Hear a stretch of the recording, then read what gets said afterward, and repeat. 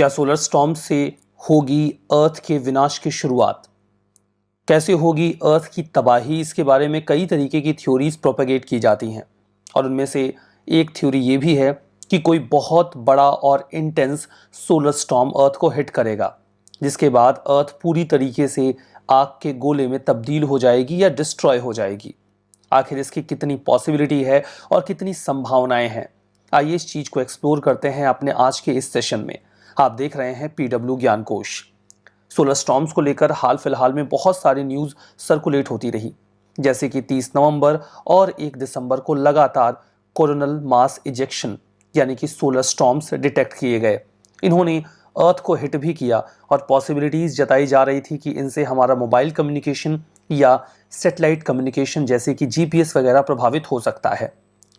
इसके प्रभाव को लेकर कई तरीके के कयास लगाए जाते हैं।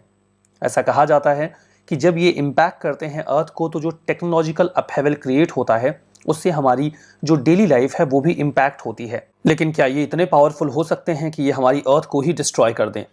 जानेंगे इस पूरे मामले को, लेकिन उसके पहले समझते हैं कि सोलर स्टॉर्म्स एग्जैक्टली क्या होते हैं। सोलर फ्लेयर्स, ये जब सन का मैग्नेटिक फील्ड अपने टॉट या ट्विस्टेड शेप में होता है, जिसके बाद बहुत बड़ी मात्रा में एनर्जी जो कि एक प्लेनेट के साइज की भी हो सकती है, वो सन से बाहर की ओर इजेक्ट हो जाती है। ये बहुत ही बड़ी इलेक्ट्रोमैग्नेटिक एनर्जी होती है जो सन के सरफेस से रिलीज होती है। यूं तो ये एनर्जी लगातार सन से रिलीज होती रहती है, लेकिन ये कितनी इंटेंस है इस बात से हमें पता चलेगा कि वो सोलर सिस्टम के किस प्लेनेट को कितना ज़्यादा प्रभावित कर सकती है। सोलर स्टॉर्म्स को आप कोल्ड डार्क स्पॉट्स के रूप में देख सकते हैं सन के ऊपर, जिन्हें हम आम बोलचाल की भाषा में सन स्पॉट कहते हैं। ये सन स्पॉट्स कई बार इजेक्ट होकर हमारे पूरे सोलर सिस्टम में फैल जाते हैं। ये एक्चुअली में जो सन का मैग्नेटिक फील्ड होता है उसे ब्रीच कर देते हैं और ब्रीच करने के बाद वो यूनिवर्स में बहुत ही तेज़ी से ट्रेवल करते हैं। ये एनर्जी प्लैनेट्स को हिट करती है और कई बार उनके एटमॉस्फेयर को भी ब्रीच कर देती है। जब ये अर्थ को हिट करते हैं तो हमें नदन और सदन पोल पर हमारे मैग्नेटिक फील्ड में एक बेंड देखने को मिलता है और इसी बेंड की वजह से हमें दिखते हैं आसमान में कलरफुल ऑरोराज। सन स्पॉट्स के चारों ओर एक बहुत स्ट्रॉन्ग मैग्नेटिक फील्ड होता है। जब वो ट्विस्ट होता है तो उसका एक हिस्सा स्नैप करके यूनिवर्स में ट्रेवल करने लगता है। ये वास्ट एनर्जी के फ्लैशेस हमारे पूरे सोलर सिस्टम को इम्पैक्ट करते हैं, इंक्लूडिंग अर्थ, और इन्हें ही हम कहते हैं सोलर फ्लेयर्स।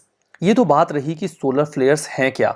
अब सवाल ये है कि क्या ऐसा कोई सोलर फ्लेयर सन से निकलेगा और वो अर्थ को कुछ ऐसे हिट करेगा कि अर्थ डिस्ट्रॉय हो जाएगी, तबाह हो जाएगी। इस बात को लेकर अक्सर कयास लगाए जाते हैं। ऐसा कहा जा रहा है कि 2025 में ऐसा एक जियो मैग्नेटिक स्टॉर्म हमारे सामने आएगा जो अर्थ को तबाह कर सकता है। मैं आपको बता दूं कि ऐसी ही थ्योरीज 2012 में भी एक बार बहुत पॉपुलर हुई थी, जब कहा जा रहा था कि जो अर्थ है वो 2012 में ख़त्म हो जाएगी और उसके ख़त्म होने के कारणों में सोलर स्टॉर्म को भी एक रीज़न बताया जा रहा था कि ऐसा ही कोई सोलर स्टॉर्म हमारी अर्थ को तबाह कर देगा। कितनी प्रोबेबिलिटी है, ऐसे क्या आधार हैं जिसके बेसिस पे कहा जाता है कि 2025 में जो सोलर स्टॉर्म होगा वो हमारी अर्थ को ख़त्म करेगा? हमारे प्लेनेट के पास यूँ तो काफ़ी एडवांटेज है वेदर या स्पेस वेदर को लेकर। हमारा अर्थ कुछ इस तरीके से तैयार किया गया है कि वो स्पेस में होने वाली एक्टिविटीज़ को लेकर अपने आप को सेफ रख पाता है। अर्थ पर जो भी लाइफ एग्जिस्टेंस में है उसमें सन की रेडिएंट हीट का एक बड़ा रोल है। अगर सन की रोशनी हम तक ना आए तो शायद अर्थ पे लाइफ ही पॉसिबल नहीं होगी। लेकिन क्या हो अगर ये हीट जो सन से निकलती है वो बहुत बड़ी मात्रा में आउट ऑफ कंट्रोल होके अर्थ की ओर आ जाए। बिलियंस ऑफ टन के चार्ज्ड सोलर मटेरियल सडनली हमारे अर्थ की ओर थाउजेंड्स ऑफ मील की दूरी तय करके अचानक से पहुंच जाएं और वो अर्थ को हिट कर दें, तो क्या अर्थ ऐसे किसी इवेंट को सरवाइव कर पाएगी? क्या होगा अगर अर्थ डायरेक्टली हिट कर जाए सोलर फ्लेयर को? वैसे तो देखिए, अगर ऐसा कोई सोलर फ्लेयर हमारी अर्थ को हिट करता है तो वो कैपेबल होगा कि वो हमारे प्लेनेट से लाइफ को पूरी तरीके से ख़त्म कर दे, यानी कि डिस्ट्रॉय कर दे।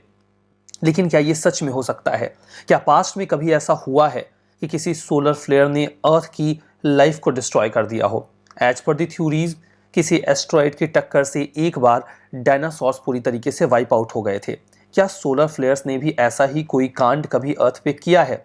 आंसर थोड़ा कॉम्प्लिकेटेड है, क्योंकि हमारे पास ऐसे कोई साइंटिफिक एविडेंसेस अवेलेबल नहीं है जिसके आधार पर हम ये कह सकें कि सोलर फ्लेयर्स ने कभी भी अर्थ से लाइफ को डिस्ट्रॉय किया हो। अर्थ का जो मैग्नेटिक फील्ड है वो हमारे एटमॉस्फेयर को बचा के रखता है सोलर फ्लेयर से। ये जो सोलर आउटबर्स्ट होते हैं उनसे प्रोटेक्ट करने में हमारा मैग्नेटिक फील्ड कैपेबल है। जब सोलर स्टॉर्म्स बहुत तेजी से हमारे अर्थ को हिट करते हैं तो वो रेडार, रेडियो सिस्टम, सैटेलाइट्स को तो नॉक डाउन कर सकते हैं, ऑफलाइन कर सकते हैं, लेकिन ज़्यादातर जो भी हार्मफुल रेडिएशन होता है वो हमारी स्किन तक पहुंचने से पहले ही रोक दिया जाता है हमारे मैग्नेटिक फील्ड के द्वारा। हम एक ऐसे प्लेनेट पर रहते हैं जहां पर एक बहुत ही थिक एटमॉस्फेयर है जो हर तरीके की हार्मफुल रेडिएशन को रोकने में कैपेबल हुए, इंक्लूडिंग सोलर फ्लेयर्स। जो लार्जेस्ट इवेंट भी होगा जो हमने पिछले 10,000 सालों में देखा है, वो भी इतने ताकतवर तो नहीं रहे कि वो हमारे एटमॉस्फेयर को क्रॉस करके अर्थ पे जो लाइफ है उसको हिट कर पाए।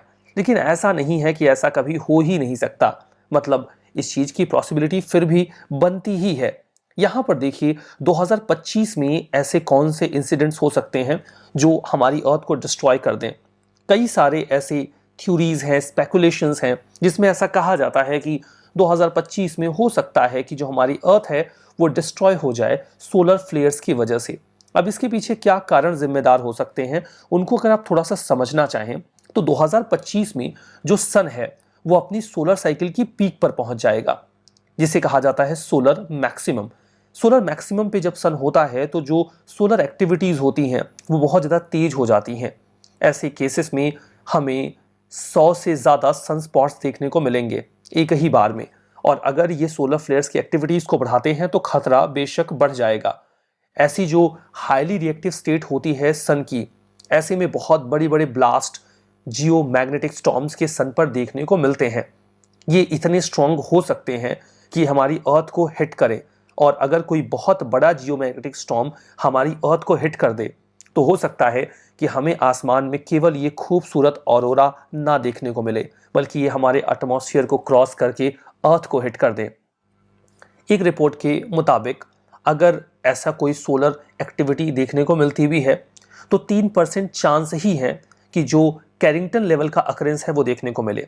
कैरिंगटन लेवल का अकरेंस एक्चुअली में हमें देखने को मिला था 1859 में, जब बहुत स्ट्रॉन्ग सोलर एक्टिविटी हुई थी और उससे बहुत स्ट्रॉन्ग ऑरोराज नदन और सदन पोल पर देखने को मिले थे।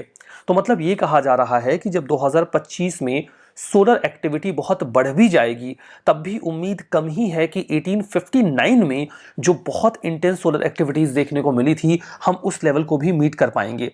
लेकिन असलियत तो ये है कि अगर G5 क्लास का मैग्नेटिक स्टॉर्म हमारी अर्थ को हिट करता है तो वो हमें डिस्ट्रॉय भले ही ना कर पाए, लेकिन वो हमें डार्क एजेस में ज़रूर लेके जा सकता है। अब ये डार्क एजेस में जाने का क्या मतलब है?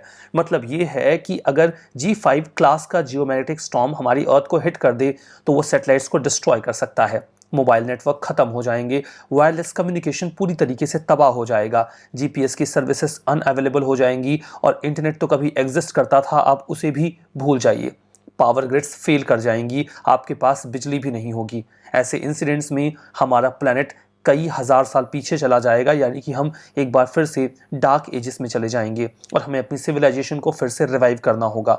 मतलब कि सोलर स्टॉर्म्स अगर धरती को पूरी तरीके से तबाह ना भी कर पाएं तो कुछ हजार साल पीछे तो ले ही जा सकते हैं। एट द सेम टाइम ऐसा कोई मैथमेटिकल कैलकुलेशन नहीं है जो इस बात को लेकर हमें अश्योर कर सके कि सोलर स्टॉर्म्स अर्थ को तबाह नहीं कर सकते।